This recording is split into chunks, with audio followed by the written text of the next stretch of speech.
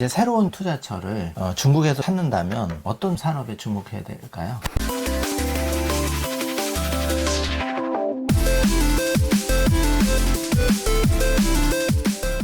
그래서 이 블랙락 같은 경우도 It's time to 이제 China라고 얘기를 했다고 그러는데 네. 금융시장에 영원한 성장 산업도 영원한 사양 산업도 없습니다. 네. 그 전에 너무 좋았던 데가 네. 다음에도 계속 간다 이렇게 보기는 어렵죠. 그런데 상대적으로 네. 이제 중국 같은 경우는 인덱스로 보면 10년째 제자리고 금년도 올라간 게 없기 때문에 네. 충분히 그 중국으로 익스포저가 옮겨갈 수 있는 가능성은 대단히 높아 보여요. 네. 그것의 의미는 첫 번째는 미국의 주가 상승이 좀 과한 부분이 있기 때문에 네. 이쪽으로 돈이 옮겨갈 수 있는 가능성 하나 있고 네. 또 MSCI 인덱스에서 이게 올라갈 가능성이 있고 네.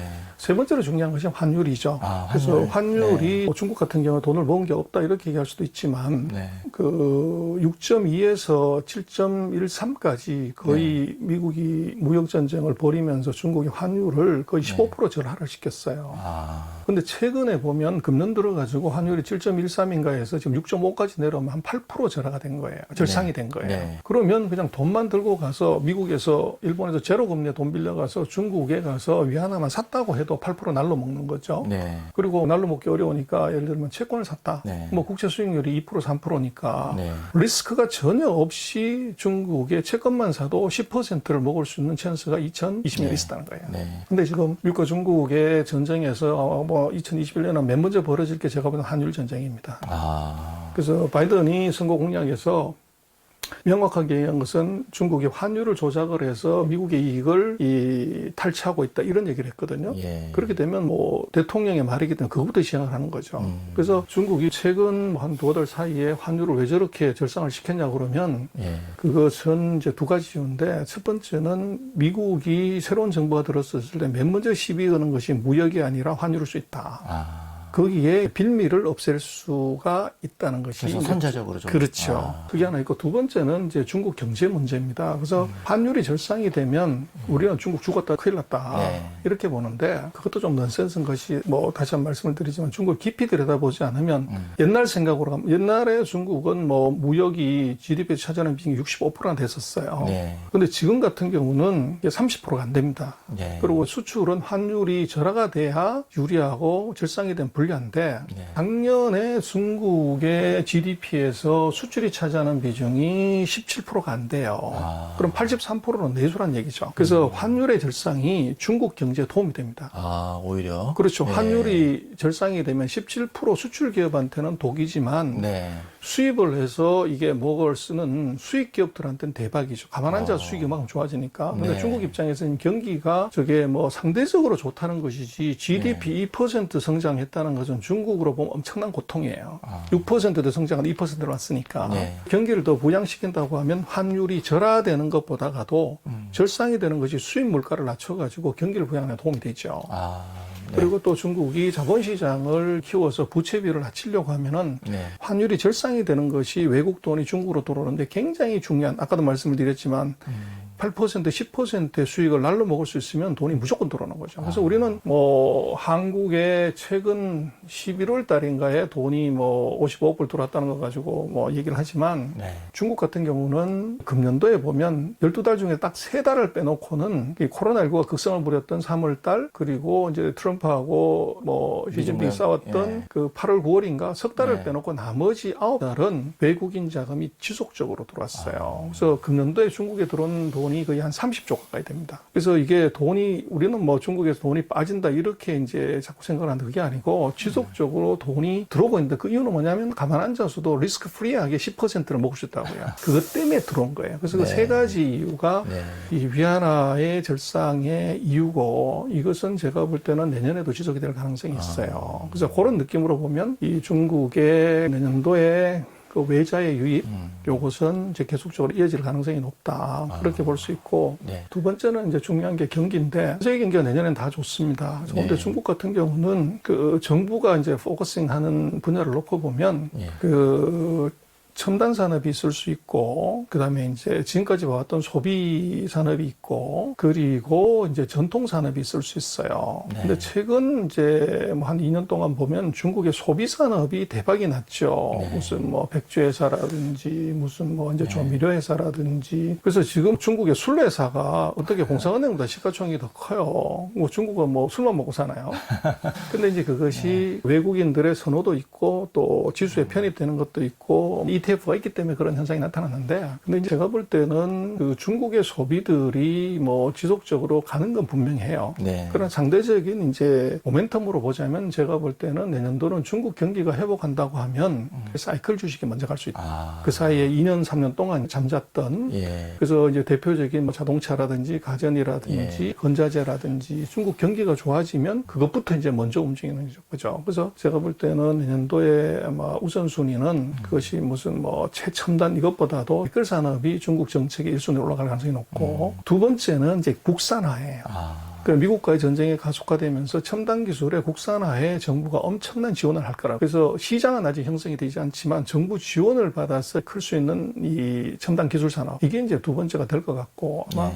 뭐 내수 소비 관련되는 것들도 이게 내년에 좋을 수는 있지만 최근 2년간 보았던 그런 이제 고수익을 내기는 이미 어려울 것 같아요. 시가총액이 네. 어떻게 보면 공상은행보다 더 커졌는데 네. 이게 이제 맥센스 하냐는 문제가 있죠. 그래서 소비주 같은 경우는 제가 볼 때는 뭐 미국도 그렇고 한국도 그렇지만 ETF가 난리라고요. 근데 중국도 지금 ETF가 엄청나게 지금 돈이 들어오고 있고 펀드가 엄청나게 돈이 들어오고 있기 때문에 예.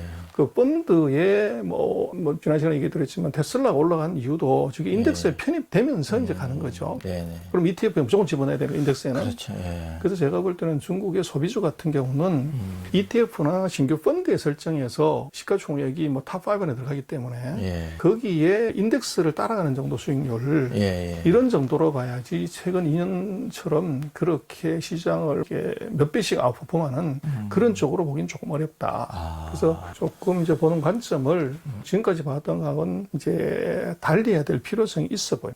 그럼 소장님 지금 2020년에는 뭐 샤오펑이나 리오토라든지 이런 기업들이 막 두세 배 성장을 했는데 올해 2021년에는 펀드나 ETF나 이런 쪽에 좀 더 관심을 가져야 된다는 이런 말씀입니다. 그래서 이제 펀드나 뭐 ETF도 돈이 올 건데 근데 섹터를 잘 골라야 됩니다. 섹터를 잘 골라서 그래서 가야 되고. 인덱스를 그냥 추종하는 뭐 이거는 별 재미가 없을 거고요. 네. 그래서 중국 같은 경우도 내년도에 뭐 전망을 다 밝게는 보지만 인덱스 네. 타켓이 중국의 IB들이 보면 지금은 3,300인데 예. 한 3,800 뭐 4,000 그 정도로 이제 보는 거죠. 네. 근데 지금 뭐 다 기대 수익률이 높아가지고 수익률 20% 이건 이제 뭐 기별을 잘 안 하죠. 그렇죠. 눈이 안 들어. 근데 그것은 인덱스가 그렇다는 것이고 예. 섹터나 종목별로는 그것에 2배, 3배를 가는 섹터나 종목은 뭐 무조건 나올 거예요. 아. 그래서 그거를 잘 이제 셀렉션 하는 것이 중요하고 그리고 제가 볼 때는 그 14억 전 세계 인구의 5분의 1이 믹스된 밍글되는 그걸 가지고서 얘기하는 건 넌센스고 네. 안에 자세히 들여다보고 이게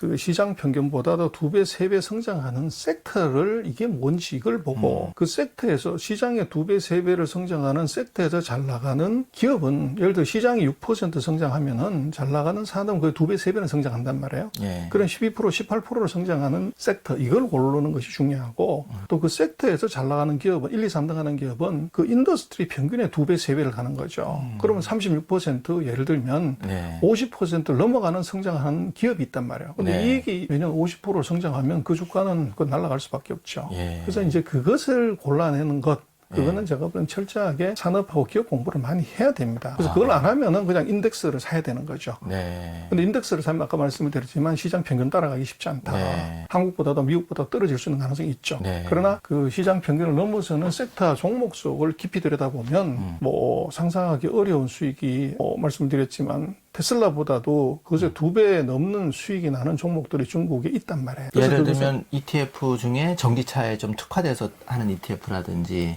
그렇죠. 예, 예를 들면 그렇게 좀 그렇죠. 골라서 좀 해야 된다 이런 말씀이시죠. 철저하게 예. 그렇게 들어가야 되는데 뭐 조금 그런 것은 한국에서는 중국을 깊이 들여다보고 인더스트리나 섹터를 이걸 이제 깊이 보는 이제 정보 채널이 잘 없어서 그게 이제 뭐 투자하시는 분이 제일 깝깝한 부분이죠. 그리고 또 뭐 중국이 저게 영어로 된 보고 보고서가 있는 게 아니라 중국말로 돼 있다 보니까 그래서 뭐 흰 것은 종이고 까만 것은 글씨다 뭐 이렇게 되니까 좀 깝깝한 적이 있죠. 어떻게 보면 한국의 소장님 같은 분이 좀 홍길동처럼 분실이 많아서 이런 애널도 분석을 해주시고 하면 좋은데 워낙에 지금 바쁘시고 여러 개 많다 보니까 한국에도 조금 소장님 같이 좀 전문가가 많이 좀 양성이 돼서 우리가 산업에서 좀 뒤처진다면은 금융에서 좀 돈을 먹을 수 있는 그런 게 돼야 되는데 좀 안타까운 경우가 많아요. 앞으로 이제 많이 나오시겠죠. 나오고 또 뭐 필요는 발명의 어머니고 네. 또 이제 돈이 몰리면 거기에 이제 자원이 집중되게 돼 있죠. 네. 있고 또 우리가 중국에서 공부한 인재들을 너무 경시를 하고 그 사람들을 훈련시키고 트레이닝하는 것이 안 돼 있어요. 그래서 우리가 가진 자원이 다인데 그렇죠. 근데 그 중국어를 할 수 있고 중국 보고서를 읽을 수 있는 사람들을 활용을 안 하다 보니까 그 사람들도 중국에서 저렇게 잘 나가고 있는 중국 네. 거기에 칭화베이다 부단 뭐 이런 명문대학에서 걔들하고 같이 공부한 인재들이잖아요. 그렇죠. 그런 거기 천리마들하고 같이 뛰어본 선수들인데 네. 근데 이 사람들이 한국에 와가지고는 잘 안 불러준다고 네. 어슬렁어슬렁 다니는 거죠. 자기가 천리만지 모르고 네. 그냥 동네 소처럼 그냥 그렇게 기어 다니는 거죠. 그렇죠. 그래서 제가 볼 때는 그 우리 중국에서 공부한 젊은 인재들을 자극을 주고 그리고 이제 어떻게 보면 그 디렉션을 방향성을 정확하게 주고 교육하고 트레이닝하고 네. 또 지금 중국에서 제가 볼 때는 한국의 제조업 글쎄요 반도체 빼놓고는 우리가 중국에서 잘하는 게 별로 없어요.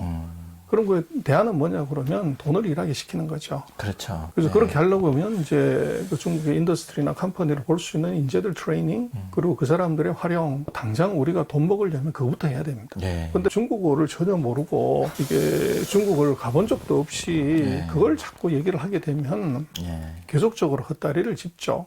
짚고 뭐 한국에 자원이 없는 것이 아니고 자원이 있으면서도 활용을 안 하는 것이고 또 한국의 많은 금융회사들이 이게 미국도 그렇지만 중국 같은 경우도 수수료를 받아서 챙기는 것에만 이제 급급하고 있지. 네. 거기에 이제 수수료에 걸맞는 정보를 과연 뭐를 제공하냐. 이건 이제 굉장히 의문이 있잖아요. 네, 맞습니다. 그래서 제도권에서 충분히 그것을 좀 공급을 해줘야 되는데 네.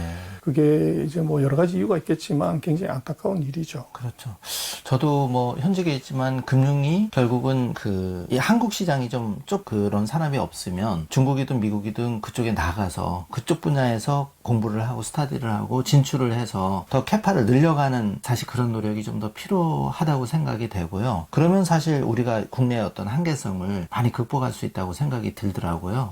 그리고 우리 직장인들이 노후 자금을 위해서 퇴직 연금이라고 운용을 하는데 사실 중국 펀드 수익률이 굉장히 좋거든요. 소장님 방금 말씀하신 ETF나 특정 섹터가 4차 산업 관련한 것들이 수익률이 막 40, 50% 되는 것도 있기 때문에 그냥 투자자 입장에서도 이런 게 막 있는데도 불구하고 도대체 어떻게 운영이 되는지 이제 이렇다 보니까 참 저희들 책임도 큰 것 같고요. 2021년에는 정말 공부를 많이 하고 소장님을 좀 더 자주 모셔서 그런 해안을 좀 많이 들어봐야 된다 이런 생각이 듭니다. 뭐 다 같이 공부를 하는 거죠. 뭐 그래서 저도 최근에 뭐 중국 그 정부에 대한 뭐 니드가 많아가지고 그 중국 경제 금융 쪽 관련되는 이제 그 채널을 하나 그를 만들었었어요. 좀 홍보 좀 해주시죠. 아니, 뭐 홍보는 아니고. 근데 이제 의외로 제가 보니까 그 중국에 대한 기본적인 정보들이 너무 없으셔서 그래서 뭐 질문을 하시거나 댓글을 다는 걸 놓고 보면 너무나도 이제 기초적인 그래서 그게 이제 좀 우리로 보면 좀 문제죠. 저것도 지금 뭐 소장님 같이 이런 채널에서 그 많은 이제 소개를 하게 되면 아마도 훨씬 더 투자를 좀 편안하게 할 수 있는 그런 뭐 때가 오지 않겠습니까? 이제 2021년 기대가 되는데요. 3일 경제독립 TV는 저희가 추구하는 바는 이제 균형 잡힌 투자입니다. 그래서 종잣돈을 마련하고 꾸준한 투자 그리고 공부를 통해 가지고 균형 잡힌 투자를 하는 건데 그런 의미에서 2021년에 중국 시장이 많이 기대가 되고요. 정말 우리 소장님 바쁘시지만 좀 3일 경제독립 TV에 자주 모셔서 최소 분기별로라도 좀 업데이트를 해드리도록 최선을 다하겠습니다. 모쪼록 건강 조심하시고 2021년 새해에 여러분이 행복한 부자가 되었으면 좋겠습니다. 소장님 오늘 시간 내주셔서 감사합니다. 네, 고맙습니다.